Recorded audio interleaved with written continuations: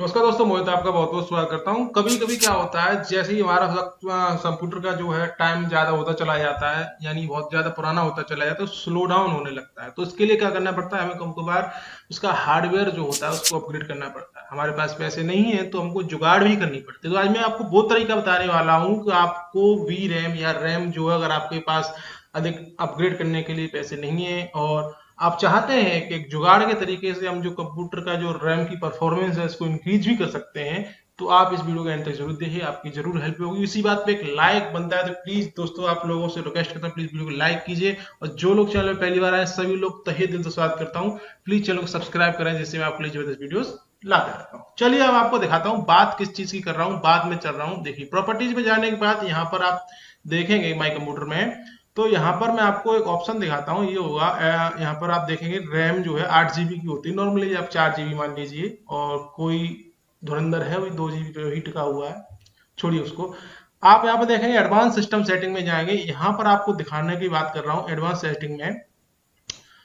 Sorry, इससे पहले आपको दिखाता हूँ स्टोरेज। स्टोरेज में जाने के बाद आप यहाँ पर शो मोर कैटेगरीज पे जाएंगे, ठीक है। और शो मोर कैटेगरीज में आपके सामने खुलेगा यहाँ पर सिस्टम एंड रिजर्व्स।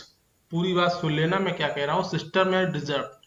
यहाँ पर आप देखेंगे वर्चुअल मेमोरी की बात, ठीक है। क्या बात करते हैं, वर्चुअल मेमोरी की। ये वर्चुअल मेमोरी अगर आप अपने हिसाब से देखेंगे तो ये वर्चुअल मेमोरी आपके में 1 GB होगी, 2 GB होगी, 3 GB होगी। मैंने यहाँ पर 6 GB कर रखी है, ठीक है। ये थी नहीं, मैंने इसको किया हुआ है। और मैं इसको करना मैं तभी जरूरी समझता हूं जब आपके कंप्यूटर में लैगिनेस आने लगती है। कंप्यूटर में जब आप बहुत सारी एप्स या गेम्स चलाते हैं तो बैकग्राउंड की जो एप्स होती हैं वो सारी सारी रैम में चलने लगती हैं। कुछ जरूरी एप्स होती हैं जिनको हमें फ्रंट पे चाहिए, और कुछ चीजें होती हैं जो हमें बैकग्राउंड में चाहिए, हमें उनकी जरूरत नहीं है, लेकिन कंप्यूटर की जो विंडोज इस प्रकार की एल्गोरिथम की गई है वो चलनी ही है, जैसे कि हमारे एंड्रॉयड में होता है, ठीक है। तो इस चीज को झंझट से बचने के लिए मैंने इसकी वर्चुअल मेमोरी का साइज बढ़ा रखा है। आप कैसे बढ़ाएंगे, आपको क्या करना है, आपको नॉर्मली जो आप यहाँ पर माई कंप्यूटर है, आपका दिस पीसी है, इस पे आएंगे, यहाँ पर प्रॉपर्टीज पे सिलेक्ट करेंगे, और जो मैं पहले बता रहा था आपको यहाँ पर एडवांस सिस्टम सेटिंग्स में जाना है। एडवांस सिस्टम सेटिंग्स में आप यहाँ पर ये ऊपर यहाँ पर एडवांस में आ जाएंगे, जो सिस्टम प्रॉपर्टीज लिखा हुआ है यहाँ पर देखेंगे, इसमें सेटिंग लिखा हुआ है। सेटिंग्स में जाने के बाद एक और बार आपको जाना है एडवांस। एडवांस पे आप देख लेना, आपको जो प्रोग्राम है वो इसमें चूज करने हैं, जो वर्चुअल मेमोरी है उसे प्रोग्राम रखने हैं जो आप मल्टीपल डेस्कटॉप पर रन करते हो, कंप्यूटर पर रन करते हो उनको, या आप चाहते हो कि जो जो भी चीजें मेरे अलावा जो बैकग्राउंड में चलती रहती हैं उस पर आप चूज करते हैं। मैं अपने लिए प्रोग्राम्स यूज करता हूँ कि कभी कभी बड़े प्रोग्राम्स हो जाते हैं जो 8 GB रैम उसको संभाल नहीं पाती है, तो मैं इसमें यूज करता हूँ। अब आपके ऊपर डिपेंड करता है आप किस हिसाब से यूज कर रहे हैं। इसमें किसी प्रकार का कोई खतरा नहीं है, तो आप बेझिझक इस चीज को अपना सकते हैं। देन आपको क्या करना है, मैं यहाँ पर प्रोग्राम अपने लिए सिलेक्ट किया हुआ है, यहाँ पर आपको करना है चेंज, ठीक है। यहाँ पर क्या करना है आपको, एक आपके में ऐसा टिक लगा हुआ मिलेगा, ऑटोमेटिकली मैनेजिंग पेजिंग फाइल और size of my all times. सबसे पहले आप इसको हटाना और यहाँ पर करना सिस्टम कस्टम साइज। ये इनिशियल एमबी और मैक्सिमम साइज दो आपके ऑप्शन देखने को मिलेंगे। एमबी का मतलब होता है मेगाबाइट और ये आपको चाहिए गीगाबाइट। बहुत सिंपल है, आपको कैलकुलेटर यहाँ पे खोल लेना है। कैलकुलेटर खोलने के बाद आपको जितने जीबी चाहिए उसका आपको मल्टीप्लाई कर देना 1024 यानी 1024 से। मुझे जैसे यहाँ पे चाहिए 8 GB की रैम इनिशियल में और 12 GB की रैम मैक्सिमम, या 4 GB की या 6 GB या 8 GB, आप जैसे चाहो अपने हिसाब से कर सकते हो। फॉर योर इंफॉर्मेशन मैं आपको 8 और 10 GB की रैम दिखा देता हूँ।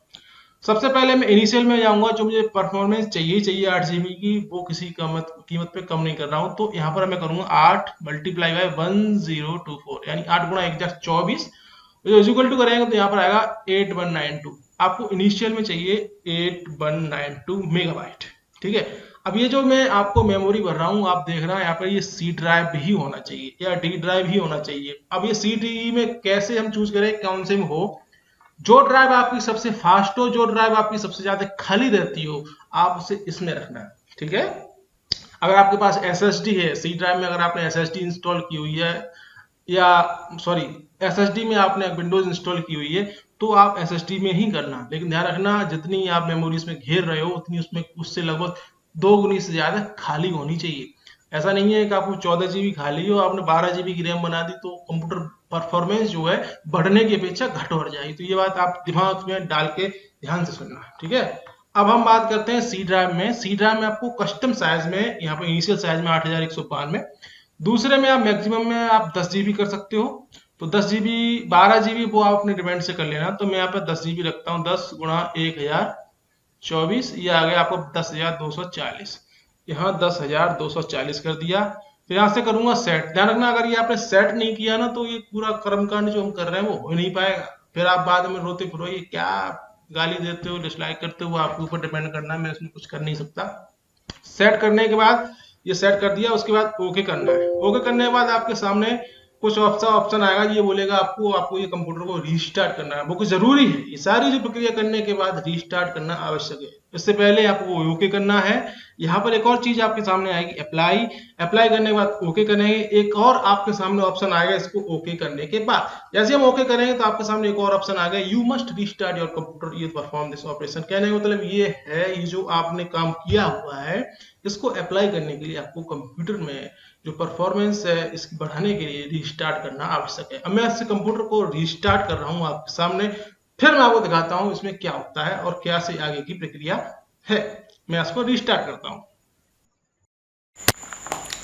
ओके, तो कंप्यूटर मैंने कर लिया है रीस्टार्ट। अब रीस्टार्ट करने के बाद आपको एक बात ध्यान रखनी, आपके कंप्यूटर को रीस्टार्ट करने के बाद 5 मिनट तक उसको छूना नहीं है, क्योंकि 5 मिनट के अंदर जो होती है वो ये मेमोरी जो होती है अपने आप को डायग्नोज कर रही होती है, क्रिएट कर रही होती है, तो शो नहीं करेगी। 5 मिनट के बाद आप जाएंगे दिस पीसी में या प्रॉपर्टीज़ पे जाएंगे। प्रॉपर्टीज़ में जाने के बाद आप जैसे हमने पहले प्रोसेस किया था, यहाँ पर हम स्टोरेज में जाएंगे। स्टोरेज में आपको यहाँ ऑप्शन पे शो मोर कैटेगरीज, फिर आपको यहाँ पर सिस्टम रिजल्ट जो आ रहा है, जो आपके सामने दिख रहा है, उस पर आपको क्लिक करने देंगे, ठीक है।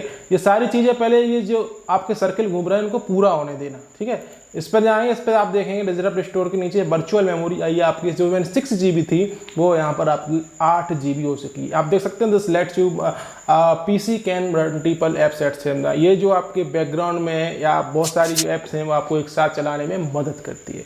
ये ट्यूटोरियल कैसा लगा प्लीज़ कमेंट बॉक्स में ज़रूर बताइए। अगर आपको कोई किसी प्रकार की प्रॉब्लम आ सकती है तो आप मुझे टेलीग्राम पर पूछ सकते हैं। टेलीग्राम का लिंक मैंने डिस्क्रिप्शन में दे दिया है, बेझिझक वहाँ से टेलीग्राम डिस्कशन ग्रुप ज्वाइन कर लेना, आप वहाँ से पूछ सकते हैं। तो अगर आपने अब तक एंड तक वीडियो देखी है तो प्लीज़ लाइक जरूर छोड़िएगा, और हाँ प्लीज़ वीडियो को शेयर करते रहना अपने दोस्तों के साथ, जिन लोगों को कंप्यूटर की, विंडोज़ की या मोबाइल की कुछ ऐसी ट्रिक्स जानना है जो कोई नहीं जानता है। मिलता हूँ उस वीडियो में, तो ले जा दीजिए टेक विनोद का। नमस्कार, जय हिंद।